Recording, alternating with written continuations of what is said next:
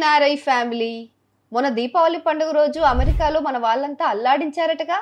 అదే నిషేధిత crackers పేల్చి New Jersey వాసుల మనోభావాలు దెబ్బతీశారట కదా. ఆ మొన్న వినాయక చవితి పేరు మీద వీధుల్లో డాన్సులేసి బ్యాండ్ మూతలు పెట్టి పక్కింటి తెల్లవారిని బాధ పెట్టేశారట.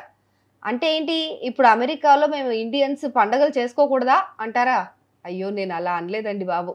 కానీ దేశం కాని దేశంలో వారి రూల్స్ సరిగ్గా తెలుసుకోకుండా మన పండుగలు మన జాగీర్ అన్నట్టుగా బిహేవ్ చేస్తే ఆ చిన్న చిన్న పొరపాట్లే అమెరికాలో మన వారి ఉనికికే ప్రమాదకరంగా మారుతుందట. ఆ పరిస్థితులపైనే డాలస్లో జరిగిన ఒక ముఖ్యమైన సదస్సు వివరాలను మీకోసం తీసుకొచ్చాను. ఈ సదస్సులో తానా మాజీ అధ్యక్షుడైన డాక్టర్ ప్రసాద్ తోటకూర, ఇతర ఎన్ఆర్ఐ నేతలు కొన్ని కీలకమైన సూచనలు చేశారు మన ఎన్ఆర్ఐల కోసం స్పెషల్గా. వాటిని మనం లైట్ తీసుకోకూడదు, ఎందుకంటే అవి మనందరి సేఫ్టీ కోసం చాలా ఇంపార్టెంట్.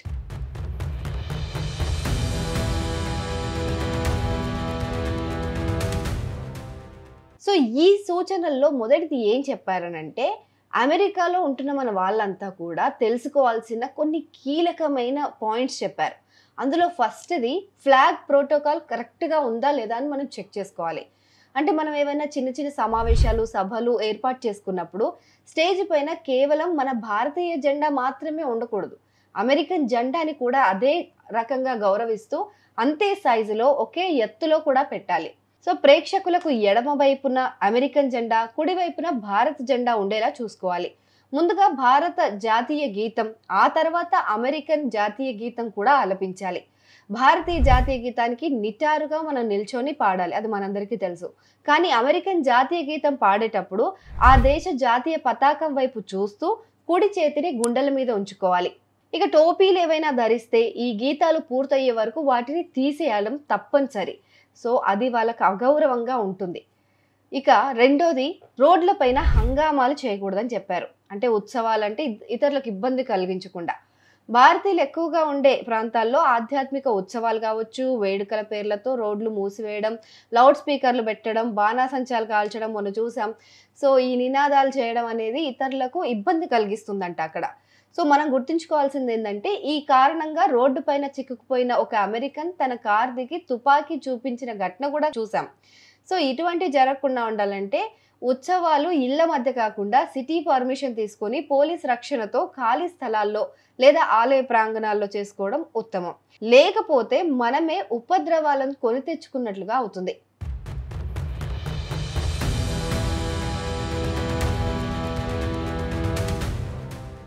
ఇళ్ల మధ్య బాణాసంచ కాల్చాలంటే పైరోటెక్ లైసెన్స్ ఉండాలి. సో ఈ లైసెన్స్ లేకుండా మనం ఇళ్ల మధ్య వీధుల్లో ఈ బాణాసంచాన్ని, క్రాకర్స్ని పేల్చకూడదు. ఇక ఇంకోటి, మన వాళ్ళు చాలా మంది ఇండియన్ సినిమాలు విడుదలైనప్పుడు థియేటర్లలో కొబ్బరికాయలు కొట్టడం, పాలాభిషేకాలు చేయడం, పేపర్లు చించి విసిరేయడం, డాన్సులు, గోల చేయడం లాంటివి శృతి మించి చేస్తూ ఉంటారు.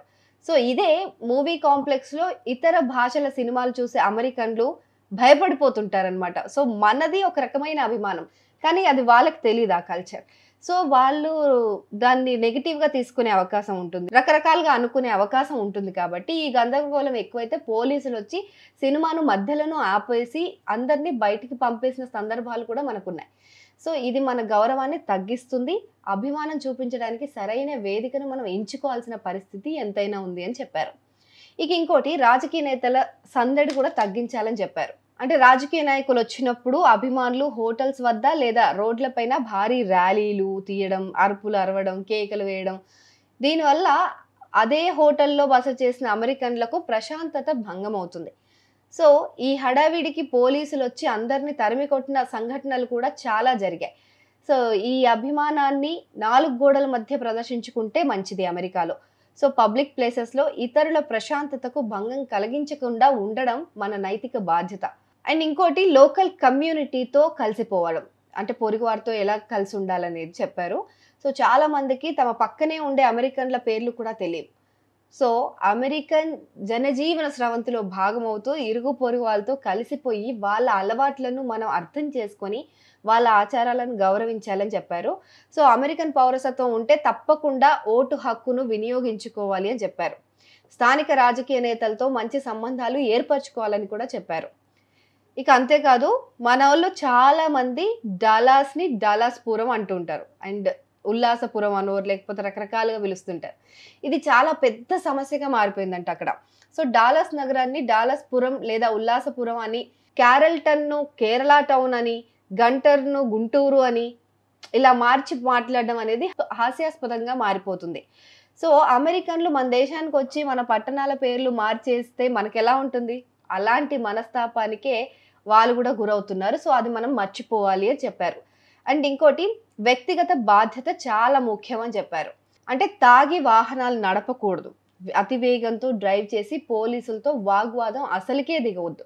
ఎందుకంటే ఇప్పుడు పోలీస్‌తో చిన్న డిస్టర్బెన్స్ వచ్చినా, మనం మర్యాదగా మాట్లాడకపోయినా, లేదా అతనికి అనుమానం కలిగేలా ఏమైనా చేసినా గూడా మనల్ని విచారణ పేరుతో పోలీస్ స్టేషన్‌కి తీసుకెళ్లడం, అక్కడ ఐసీ అధికారులు రావడం, అక్కడ ఈ డీటెన్షన్ లేకపోతే మన వీసాకి సంబంధించిన డాక్యుమెంట్స్ అన్నీ చెక్ చేయడం, ఇవన్నీ జరుగుతుందన్నమాట. సో, మనం స్టార్టింగ్ వాళ్ళకి రెస్పెక్ట్ ఇచ్చి, వాళ్ళకి కావాల్సిన సమాచారాన్ని పొలైట్‌గా చెప్పేస్తే అక్కడితో ఎండ్ అయిపోతుంది. సో, ఈ ట్రాఫిక్ రూల్స్ పాటించడం అనేది పోలీసులతో ఒక మంచి సంబంధాన్ని పెంచుకోవడం అనేది చాలా ఇంపార్టెంట్.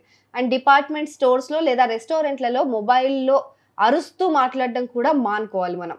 అండ్ సోషల్ మీడియాలో అమెరికన్ రాజకీయ విమర్శలు పెట్టేటప్పుడు జాగ్రత్తగా ఉండాలి. ఎందుకంటే అక్కడి అధికారులు వాటిని గమనిస్తూనే ఉంటారు. సోషల్ మీడియా వెట్టింగ్ చాలా పెద్ద ఎత్తున జరుగుతుంది. సో, ఈ సదస్సులో ఇవన్నీ డిస్కస్ చేశారనమాట. డిస్కస్ చేయనివి కూడా చాలా జాగ్రత్తలున్నాయి. సో, ప్రతి ఒక్కరు చెప్పేదొకటే. చాలా జాగ్రత్తగా ఆచితూచి ఉండాలి అమెరికాలో అని చెప్తున్నారు. సో, ఈ తానా, ఆటా, నాటా, నాట్స్ వంటి అనేక సంస్థల ప్రతినిధులు ఈ సదస్సులో పాల్గొన్నారు. తల్లిదండ్రులుగా, అభిమానులుగా మనమంతా సరైన దిశానిర్దేశం చేస్తేనే అమెరికాలో మన గౌరవం, భద్రత పదిలంగా ఉంటుందని చెప్పుకొచ్చారు.